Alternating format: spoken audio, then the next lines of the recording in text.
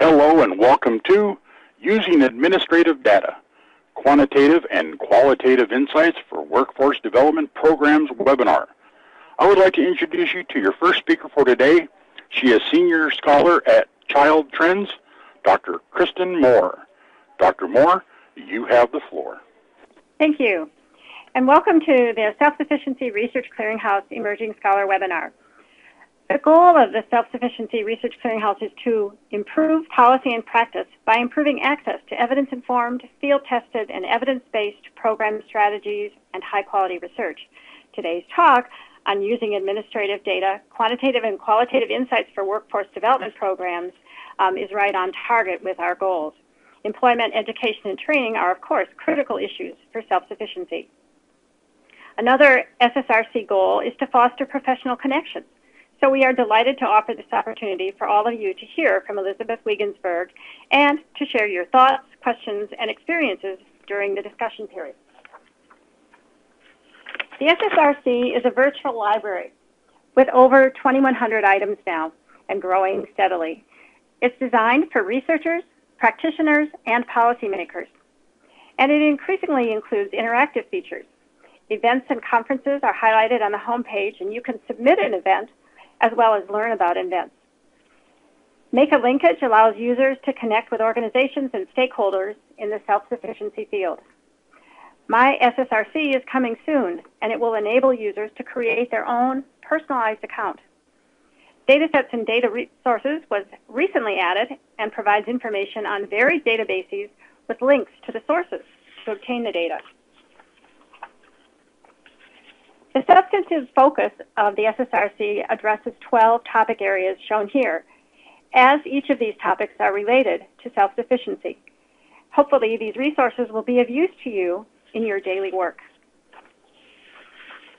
Turning to the Emergency Scholar feature, we have a number of criteria for selecting an emerging scholar. Candidates need to be either in graduate school or hold a graduate degree. They are early career, usually that's 1 to 5 years of experience and no more than 10 years.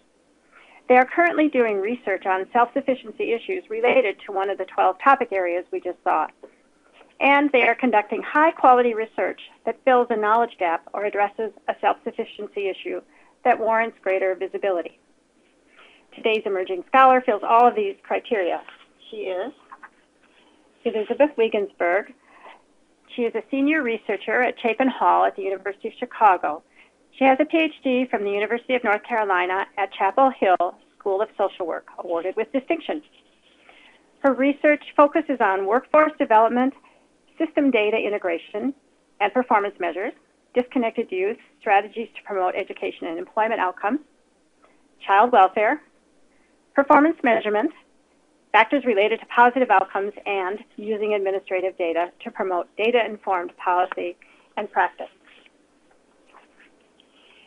As noted, you can submit questions throughout the webinar through the question and answer feature on the bottom right side of your screen. The questions will be collected and answered after Dr. Wiegensberg's presentation. If we run out of time, questions will be answered and the answers will be posted on the SSRC with other webinar materials after the event. Now we will turn to Dr. Wiegensberg. Beth, you have the floor.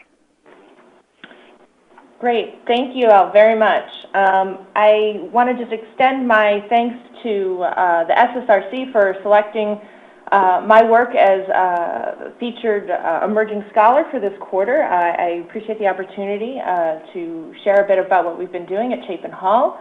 I also just want to thank the participants for being part of this webinar today. I'm thrilled to share this with you. And I also just want to note that as I'm presenting a lot of this work that I've been doing at Chapin Hall over the last several years, it's a large team of colleagues that I have here assisting me with this work, so I am one of many folks doing this, and just want to acknowledge and appreciate their efforts as well.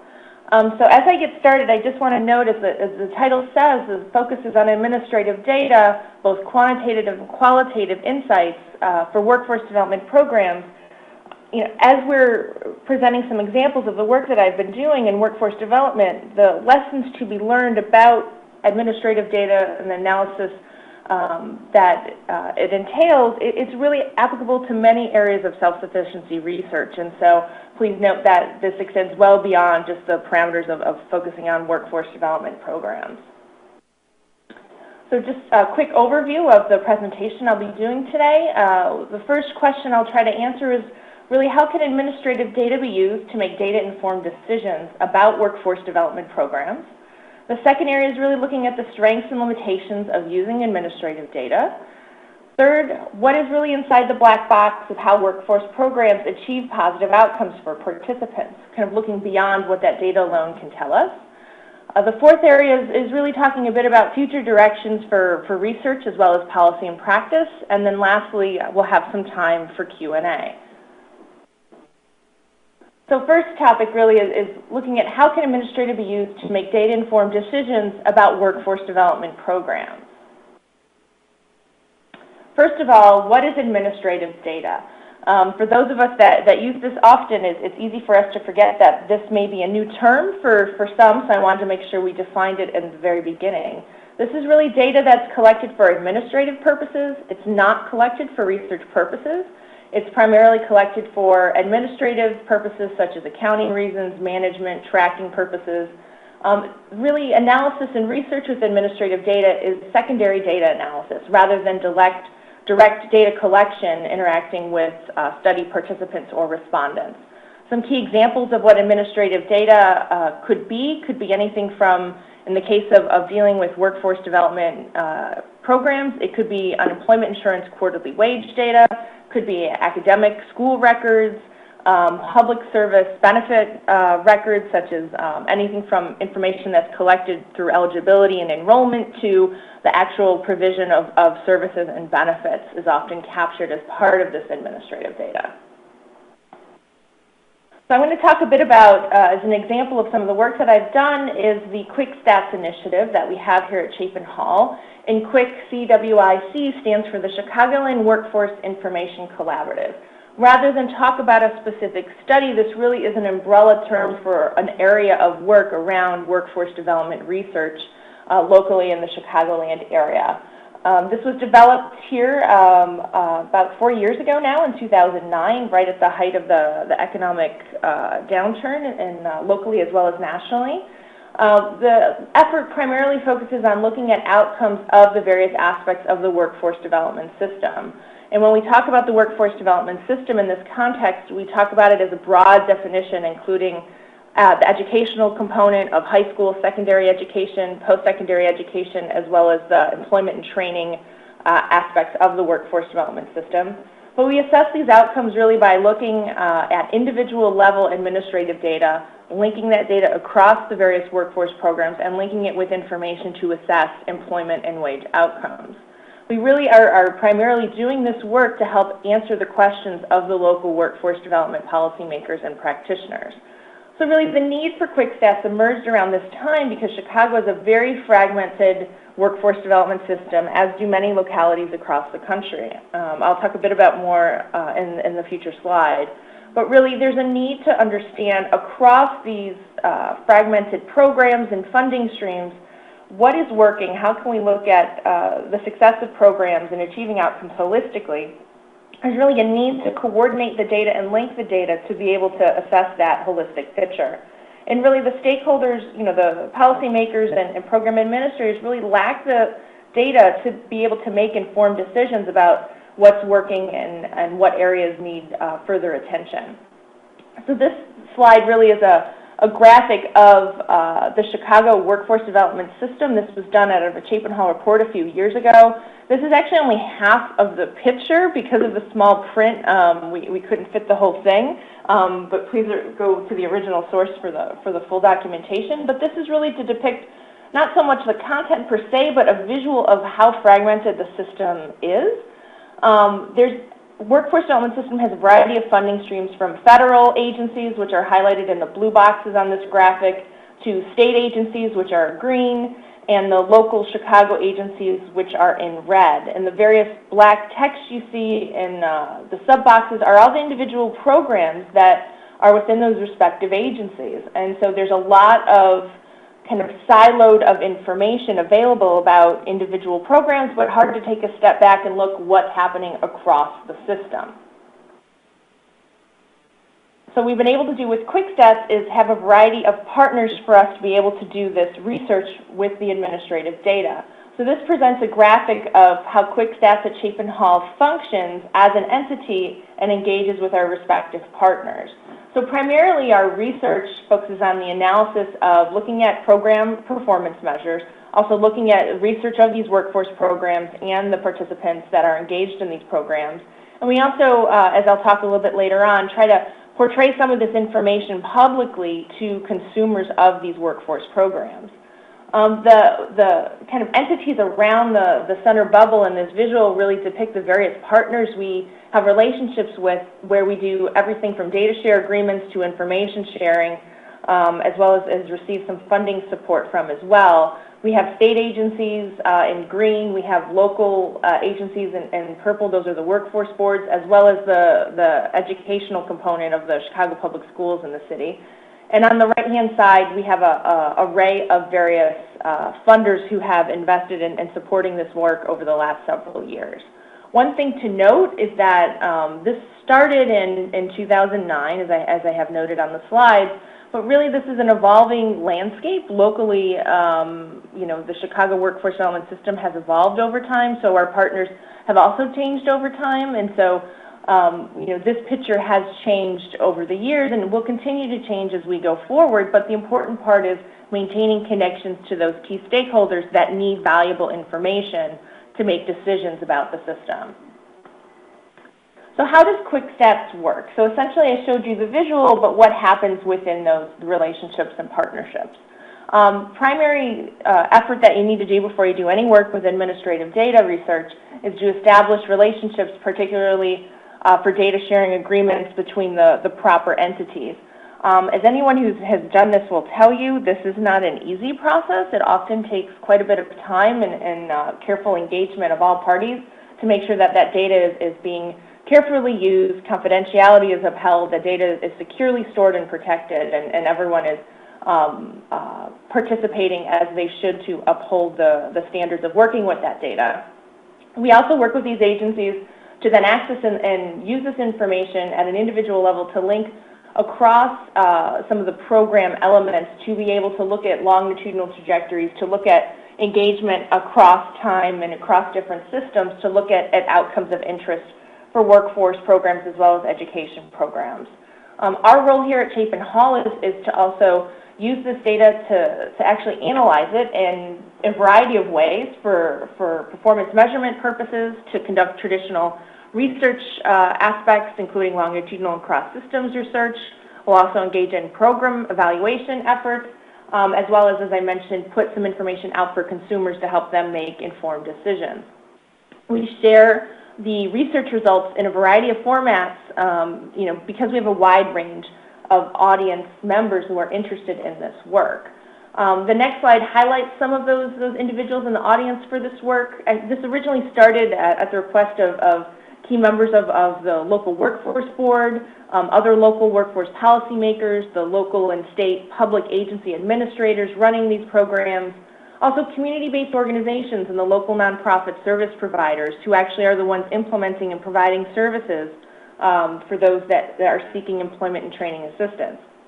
The local foundation community has been very interested in this work as well, given their investments in supporting some of the workforce services in the community. Excuse me. Also businesses, as well as the workforce program participants, are interested in this information, so they have data about what programs are working and what services are needed. So I'll highlight a couple examples of what we've done under this larger QuickStats research umbrella. The first one is really looking at our area of performance measurement research. We've done a variety of things here, including providing benchmarking reports, estimating performance measures. And this effort will analyze the actual administrative data from specific public programs to actually look at who's being served by these programs, who are those participants, what services are they getting, what are their outcomes. Oftentimes with public excuse me, public workforce services, there's an accountability aspect of standard performance measures. We help agencies assess not only the standard typical measures that are required of them, but also to move beyond those measures to provide measures that have more depth and maybe more meaning for them to make informed decisions. For example, we'll look at measures over a longer period of time. We'll also drill down into specific subpopulations and how they're achieving and engaging in the system and achieving different outcomes. We'll also move towards doing risk-adjusted performance measures with organizations depending on the client mix in which they're serving. So if they're serving harder to serve individuals, we'll work with them to adjust for risk factors and note that those that are serving harder to serve and struggling to achieve certain levels of outcomes are being compared to other similar organizations serving a similar population mix, as opposed to an organization that's serving those that have a less set of needs to be addressed. This information, performance measures, is given to policymakers, program administrators, and it really was key information lots of folks were interested in during a time where there were lots of need for employment and training services in the city. The other aspect that I mentioned here is a public website looking at specifically the Workforce Investment Act training programs in the Chicago area. What we ended up doing for this effort was really responding to the need of consumers, those individuals that are part of a workforce program and need to make decisions about, do I go to training provider A or do I go to training provider B, and how do I make that decision aside from the fact that one may be closer to my house or my friend goes to that training provider. We wanted to give people real facts and information to look at numbers of individuals enrolled in a program, what's the completion rate, what's the employment rate, and average wages of individuals that complete those programs, to really help them make an informed decision and use their time wisely in a given workforce training program. Another example of research we've done with this QuickStats model is more of the traditional research study that we're all often engaged in. Excuse me again. This one in particular is an example of looking at Chicago Public School students at what we call as our Cohort Analysis. We wanted to understand those students' characteristics, their pathways and experiences through high school and into the workforce, and then also their experiences with post-secondary education. So what we ended up doing was looking at two cohorts of entering 9th grade students as they began high school back in the academic years that started in 2000 and 2001. We had just over 47,000 students.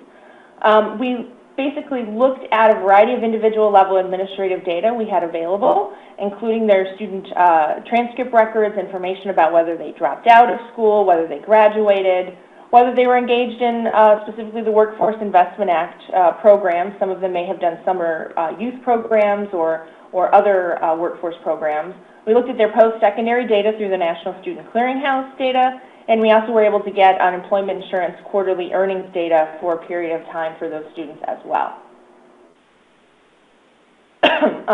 This work yielded a number of findings. I'm just selecting a couple here. The particular findings we had around post-secondary education was really looking at the graduates from the Chicago Public Schools, and noticed that many of the youth were taking non-traditional paths to college. So of those graduates in the cohorts that we looked at, 70% enrolled in college, but only 49% enrolled in the fall immediately after their graduation. So a good number of them took some time off in between before they enrolled in that post-secondary educational opportunity. The other aspect we looked at for specifically the Chicago Public Schools is they have a large effort focused on kind of reinvigorating the career and technical education, the vocational education in the city, and they were interested in looking at what are the outcomes of those that take CTE, the career and technical education components, while they're in high school. And we noticed that despite there might be a stigma among youth who go into those kind of vocational educational experiences, they are actually enrolling in post-secondary education at similar percentages to those that actually take the traditional curriculum. So this was actually an interesting finding, for those particular youth in the CTE tracks. When we looked at employment and earnings among both graduates and dropouts, obviously we had some kind of global findings that weren't that surprising, given that graduates will make more than dropouts. But what we did find quite striking was that the black population of students in the Chicago Public Schools faced the biggest struggle in the workforce. Among both graduates and dropouts, they were much less likely to be employed and had much significant lower earnings than any of the other racial groups we looked at.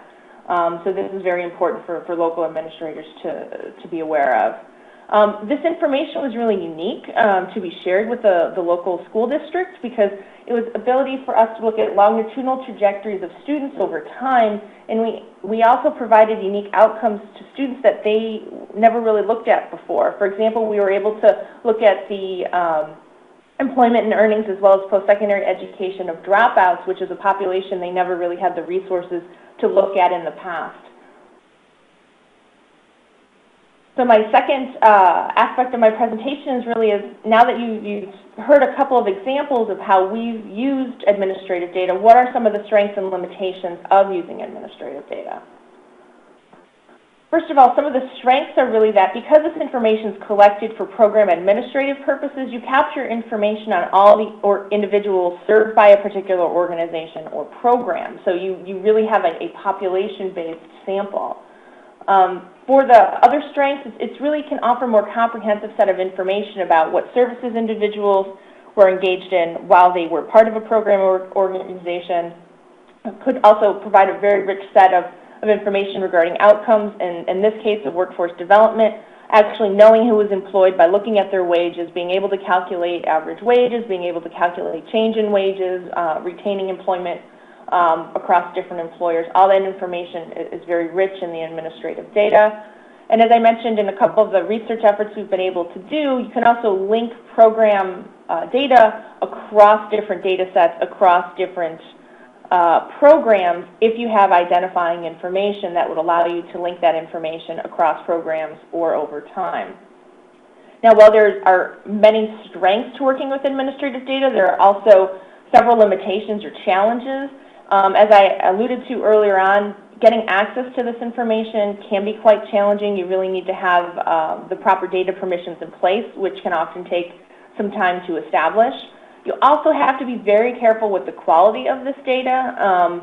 Data are only as good as the data that is entered. So if you know a particular set of administrative data is entered by a case manager who is bogged down with a lot of other responsibilities and working with clients who may not be as focused on entering as complete of information as one would like from a research perspective, you have to be aware of that when you're looking at the data for when you have missing data or data that looks differently than what you would have been expecting. The management and analysis of this data can often be complex and nuanced, often because of the data quality issues that are there. You have to spend quite a bit amount of time managing that information. And while it could be also a plus, it's also a limitation in that the data is only available on those served in a particular program. If you want to look at how an individual, outcomes are related to other family members' outcomes, for example, that information may not be in the data. It might be only that individual family member that's served by that program, for example. You also just need careful interpretation of the data fields you're using as well as the results. And so oftentimes this work has to happen hand in hand with the various agency and program representatives that are sharing the data with you, so you are accurately interpreting and working with this data to reflect the results back in a way that's meaningful and accurate. So given these strengths and limitations, what gaps exist with working with administrative data? There's often a limited ability for researchers to understand how or why an outcome occurred. We're very good at counting, we're very good at tracking services or experiences, looking at specific outcomes, but the reasons why are difficult to understand if you just look at the administrative data or just look at the numbers. So the next aspect I want to focus on is an effort that we had to do to look beyond those kind of administrative data numbers to really understand kind of what's inside the black box of how workforce programs achieve positive results for participants. So from our early research with administrative data, we understood the client population and we understood their employment outcomes, what they were achieving in the end. But what actually happened when they were engaged in that program was very much a black box. So we did a qualitative study that had two objectives. One was to try to identify the factors that may explain why workforce programs achieve successful outcomes, as well as of those factors that we identify, is there some way we can try to conceptualize or quantify or measure them so we can then try to study them and understand that dynamic a bit more? So this study, which is actually really supposed to be a pilot study and supported with Ford Foundation resources, really focused locally on some of the strongest community-based organizations in Chicago providing workforce development services. We really wanted to develop a better understanding of not only the processes in which these programs operated to serve the individuals, but also to understand the contextual or systematic influences of these programs towards achieving outcomes. We also really wanted to focus on that measurement and data component that may be missing or needed among those important factors. So this next slide, for those of you who've studied ecological theory, would look very familiar. This is really a nested ecological model about the important factors that are related to successful workforce programs. And to read this, I'm actually going to go in reverse order, so I'll start at the bottom of the slide and work your way up. So the smallest, most concentric circle is really the individual participants. It's really their characteristics and their engagement with the programs is kind of the focus of what most administrative data will allow us to capture. That's what we know. There's also in the next level up, the next circle up, is really a set of program and practice factors that really make a difference in individuals' ability to achieve positive employment outcomes.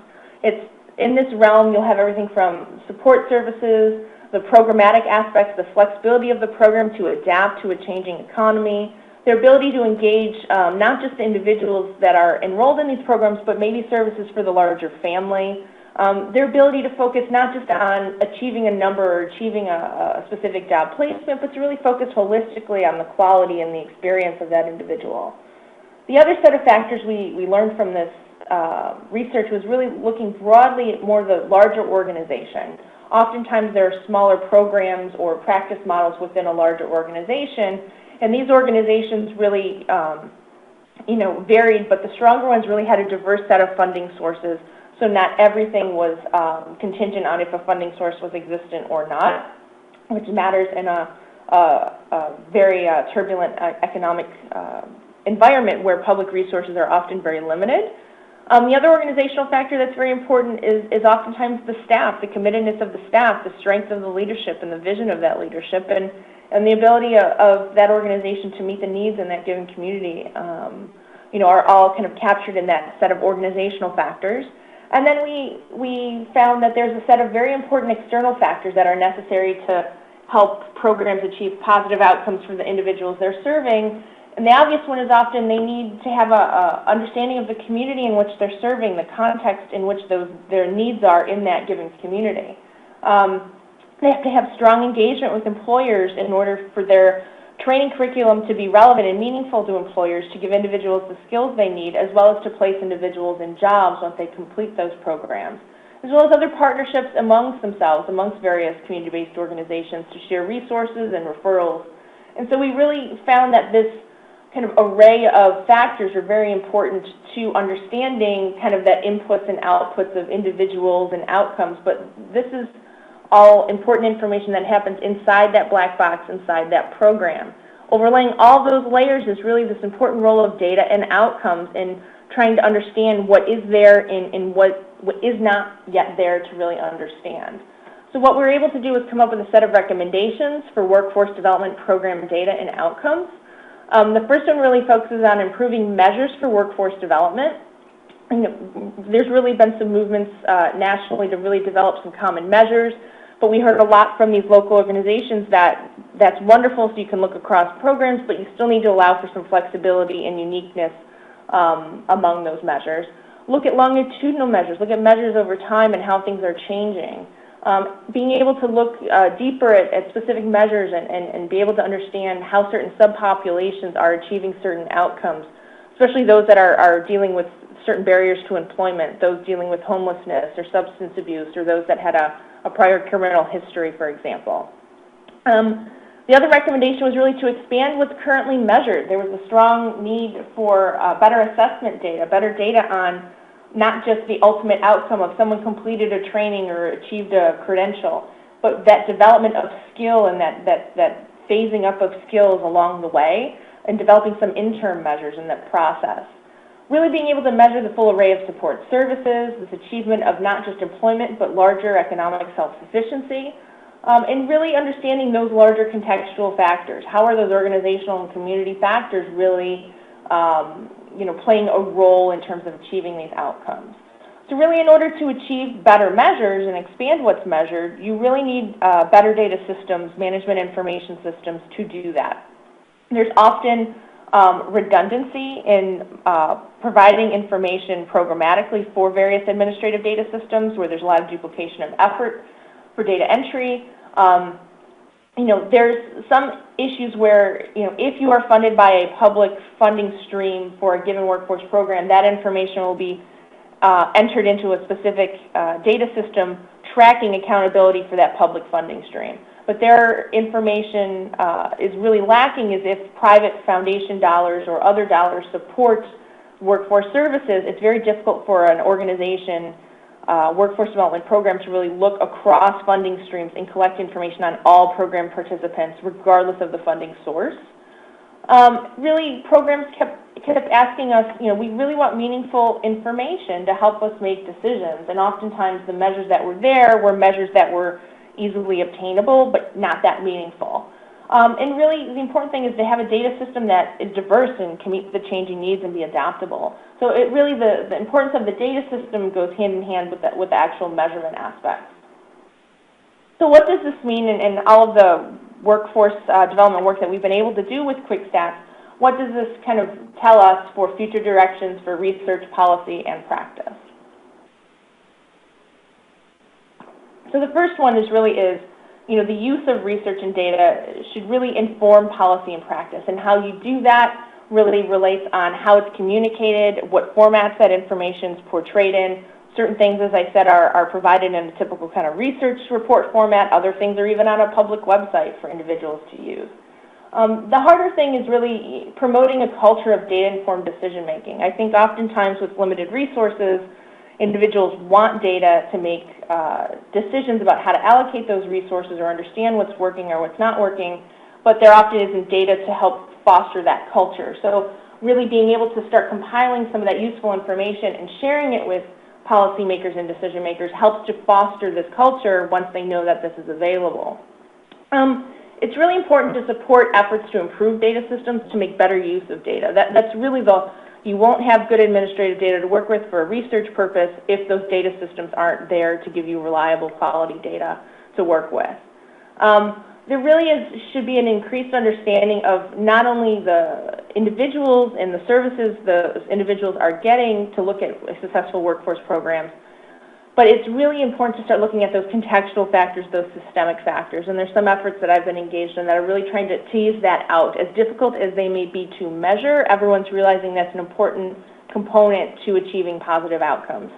And really, as much as I'm a quantitative researcher, I also know that there's a time and a place for it, and there's strengths and limitations, as I've tried to mention. There is really a role for both quantitative analysis as well as qualitative analysis, and I hope the portrayal of examples of each of those kind of conveys, where you need to take the time to do the qualitative analysis, the qualitative research, to really dive in deeper, have those conversations with individuals, and get a much richer understanding of what's going on. So my current research, as well as some suggestions I have personally for the field, my current research really is going to continue working on using administrative data and trying to link data across systems to develop this holistic kind of cross-systems understanding. Really to support the development of better integrated workforce development systems. I'm working locally here in Chicago with some efforts around that specifically. Really to promote improved performance measurement, really develop a culture of developing measures that are meaningful and insightful to not only high-up administrators, but also those that are providing the services at the front line, and having their engagement and developing measures that help them actually improve practice and performance. I'll continue doing a variety of evaluation of workforce programs, as well as kind of wrapping around this notion of really supporting a culture and supporting policymakers and practitioners around using data to make informed decision making. Some suggestions for the field are really just to continue improving the use and quality of administrative data. It's very important for their administrative purposes, of course, but if you can open that up and share that with researchers, you can really gain a lot of insightful information you wouldn't have otherwise. Again, promoting the use of mixed methods, both qualitative and quantitative research, to really get that richer story of what the numbers are telling you. Emphasize that role of looking at the systems and context around which programs and individuals are operating. And again, really using this for the purpose of really helping individuals improve policy and practice and making data-informed decisions. And now I'll turn it over for some questions. Great. Thank you very much.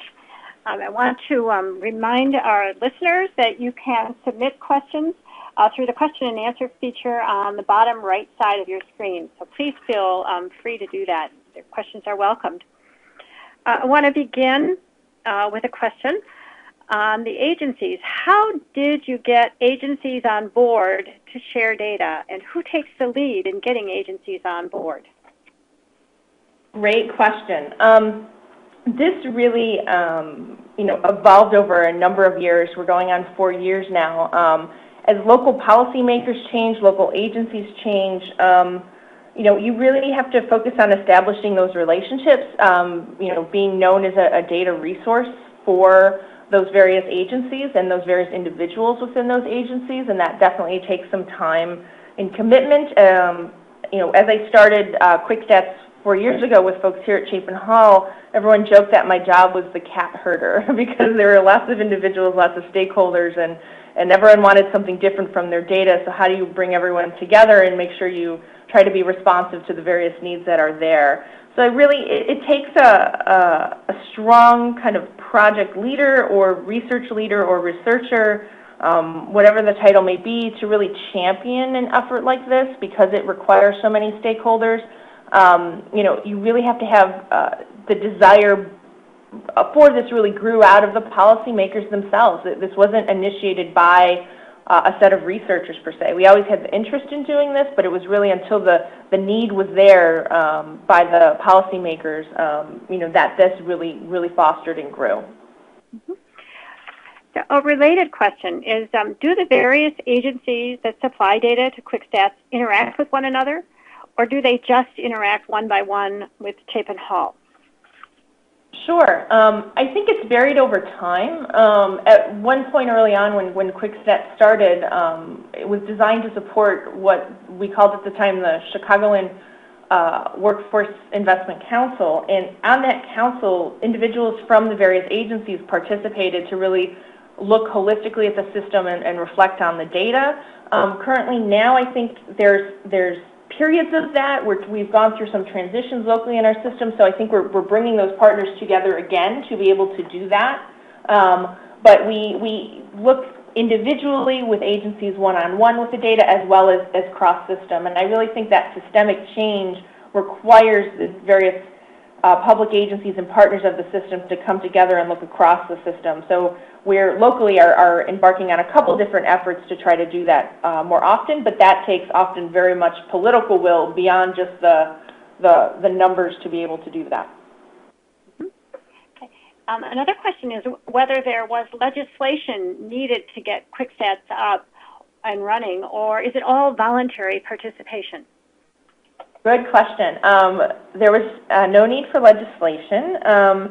We basically needed, as I mentioned in the last response, it was really a strong political will to have all of the various public agencies be engaged. And so it really was this coming around and understanding the importance of using data to really understand what's working, what's going on with the system, to really look at who's being served by the system, who's not being served by the system.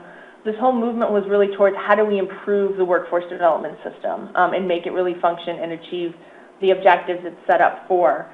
So it was really, at the time, this was under Mayor Daley in which QuickStats started, but has since transitioned into the current administration and worked with multiple agencies over those period of time. It's really sustained beyond just actual individual actors, but has been a more of a long-standing relationship as a research and data resource for those specific entities. Oh, great. Another question is whether you can give any examples of changes made to the collection of administrative data, either improving accuracy or adding new measures. Some examples. Great question. As those who work with administrative data will tell you, it's often, you deal with the quality of the data that's in the system, and you often want to improve these systems, design new ones, so you get the richest possible administrative data possible. I would say in this case that the early administrative data work that I described in some of the QuickStats examples, in conjunction with that kind of black box study, the qualitative study, where we had very specific recommendations around data and measures, really helped to create this interest and need locally around developing a new management information system in which to collect administrative data. So one of the things Chicago Cook Workforce Partnership did, our local workforce board did, was they actually sought out a Workforce Innovation Fund grant from the Department of Labor to develop a new management information system to collect more comprehensive data on everyone being served by workforce services, bringing some of the siloed public funding stream data sets together across systems. And so right now, Chapin Hall and my team have been helping the Chicago Cook Workforce Partnership design what that new system would look like. So it's actually quite exciting to be on the ground of trying to develop, a true meaningful administrative data system that is designed to really provide information back to the individuals that are putting data into it. Thank you. The question is, how specifically did you link across databases, and how long did it take? Another good question. As I mentioned at the very beginning, there's a team of us at Chapin Hall who do this work.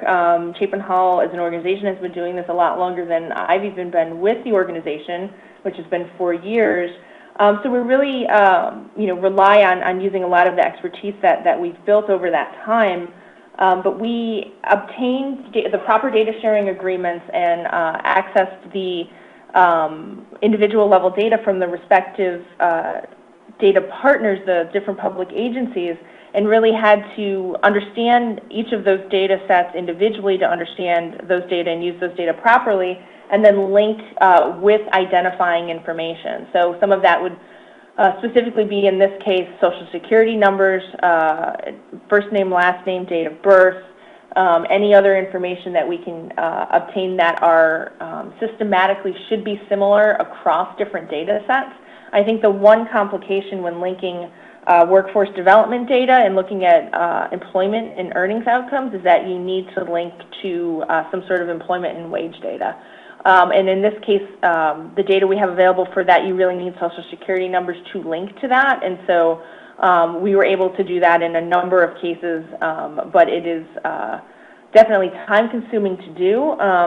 Honestly, this work has evolved over 4 years. I would say some of the linking efforts, could take, several weeks to several months to make sure you are linking things together properly in a manner you feel is at a reliable level. But some of this also, because we have so many different partners, their engagement comes at different stages once their data share agreements are signed or their data made available. For example, if you're dealing with schools data, there's a seasonality aspect to that. So once the school year ends, for example. So it's actually almost an ongoing process for some of the research efforts. But it is not a quick effort by any means. A related question just came in. How much of the research that Chapin Hall conducts is informed by the agencies it studies, and what would the benefits be? Sure. Honestly, all of the research, I can happily say, is really developed and emerges from the needs of the public agencies. I mean, we are very much committed to doing applied research, and so we may kind of think of ideas jointly with our agency partners, but definitely all of the research we do is really coming at the request or the need identified by those various agency partners, whether that's the school system or the workforce boards. Thanks. A question is, how is your effort connected to SLDS and WDQI? Oh, SLDS and WDQI. So SLDS is the state longitudinal data system, which is really like a P20 longitudinal education data system, and the WDQI is the Workforce Data Quality Initiative. So sorry I ran through that fast, but I wanted to make sure everyone was up to speed on the acronyms. Those are two large efforts that the federal government has been funding in numerous states. In Illinois, those efforts are still going on. Those are statewide efforts, and honestly, the work that Chapin Hall has been doing with QuickStats actually emerged locally. We're able to do kind of quite a bit more in a way than those statewide efforts, just because we're actually somewhat unique but somewhat not in Chicago, in that a lot of the workforce services are provided by community-based organizations. They're actually contracted out, and so they're not actually being performed by the public agencies. And so part of that is also, a lot of those community-based organizations are also funded with private dollars. So we're not limited to administrative data that's coming through publicly funded education or workforce funding streams. We're actually trying to expand beyond that kind of siloed aspect of the data in the program to look holistically at who's being served by the system. So we have actually grown this from the local level up, and so we've actually been in touch with the state representatives who are engaged in both the SLDS and the WDQI as an organization, as well as specifically with QuickStats, and are definitely sharing knowledge about lessons learned, what we've been able to do. But this is definitely a more localized effort that grew out of the needs of the local agencies and the local policymakers. Okay, here's another question. When you obtained the data sets, do you mean that you had an automatic file transferred to a database or warehouse and then linked it in your database? If so, how often did you receive data, weekly or monthly, in order for you to conduct longitudinal studies? Sure. So that's going to vary by the agency and by the data we have. So, for example, the easiest one to wrap your head around it would sometimes be school data, school-level data, academic records. You can get those at the end of each semester. You can get those at the end of the academic year, depending on the data that you need. Depending on the data sharing agreement we established with the various entity, we get that data actually transferred to us, through secure file transfers, or we'll actually have logins to log into their secure database systems and extract and download that data and put it on our secure servers. Those data are in usually raw form. It's not a fancy, fun database. It's often not in one file. Oftentimes, because administrative data is captured for different purposes like accounting or administration, if you want to look at one variable that's in one part of the file and another variable that's in a separate file, you have to do a bunch of table joins and linkages. And so that's where that nuanced data management can get very complex and very messy. But really, some of the data could be, as I mentioned, kind of seasonal, with the academic year. Other data, is usually quarterly when you talk about UI wage data. Other data is on request, and so we'll ask for it for a given period of time. So it really depends on the specific study and the specific arrangements of the data sharing agreement that was established with each public agency partner. Okay, well, we're getting some very sophisticated questions here. The next one is, you mentioned the potential to include information about outcomes beyond those for the workforce program participants, to include families and communities. Does the data management system in development include this type of data? And if so, please describe. Oh, I would love to. My personal research interest really is looking beyond the individual in a program. There's much more to the story for that individual. They're part of a family. Those organizations are part of a community where those community resources are engaged to really help that individual and spirits engage in that program, as well as ultimately achieve employment and self-sufficiency. So the local system we're developing really is, I shouldn't say it is a system as it's another system on top of the multitude of systems that already exist. We're trying to actually interface a lot of existing systems, as well as to identify other meaningful measures that can be included.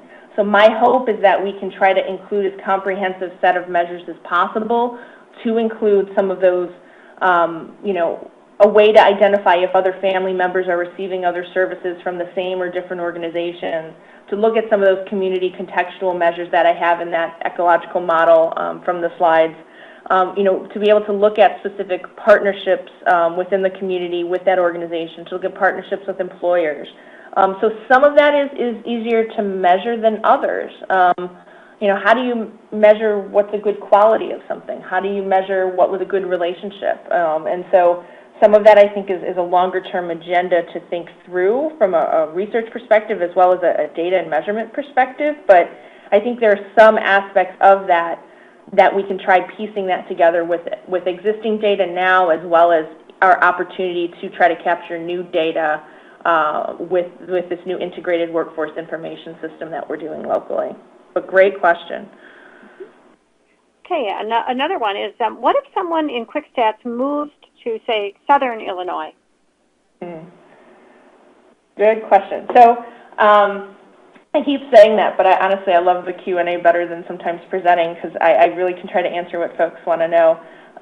So the data we have for the variety of QuickStats studies that I presented, it's really limited to the state of Illinois data for looking at employment and wage outcomes, because that data came from the Illinois database that housed that information.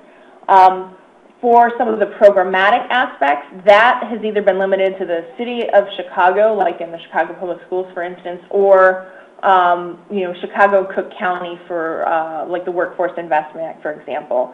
One of the frustrations that we have just from a research perspective is, knowing where Chicago is located, we're very close to the Indiana and Wisconsin borders. We know lots of individuals may live in one state and work in another, and so how can we get access to some of that employment and wage information? And that's something we've tried to work through, and there's different databases in which you can get some of that information at an aggregate level, but when you're talking about getting it at an individual level, it's very hard to get that, at least for us at this point, outside of the state of Illinois.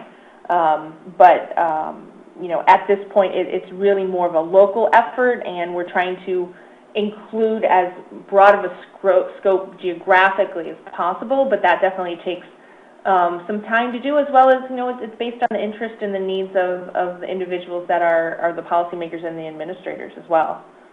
Oh, okay. Well, that brings us to the next question. It seems that studies of this nature done on service providers are by nature and to a certain extent a measure of the agency's ability to adapt to the added workload the study demands. Have you seen this reflected in the data? Can it be measured? That's a great question. I think one of the things we have been doing, as much as we're focused on outcomes, with a lot of our research, I'm very much interested in who's being served by programs and what they're receiving as they're engaged in these programs.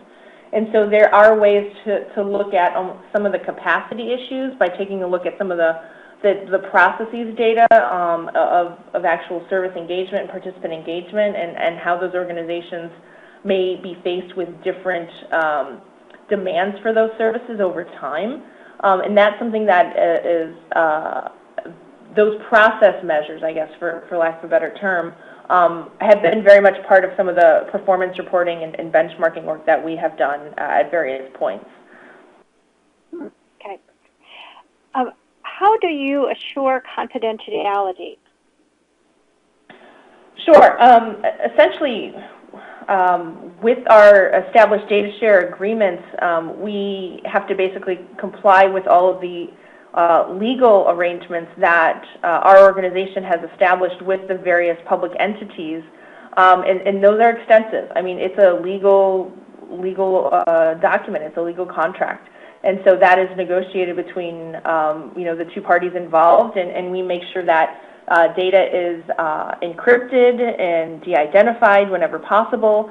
One of the things we do organizationally, which is obviously going to differ how researchers would handle this situation, but we actually have kind of separated the process of working with identified information, where someone would have a name or a social security number, from the researchers who would actually be analyzing the data.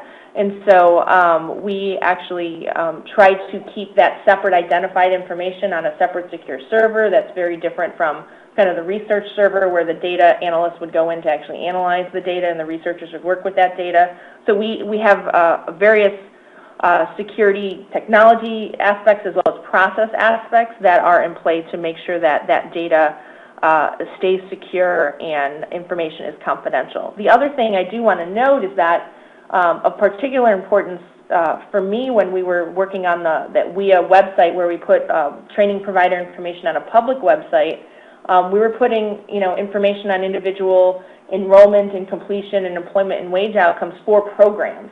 But to maintain that confidentiality, we had a minimum threshold of about 5 cases to make sure that if there was one individual enrolled in a program, that their employment and wages weren't portrayed on a public a venue. So there, depending on the document as well as the process, there's very thoughtful, intentional decisions and discussions made about how to make sure that that data is kept confidential.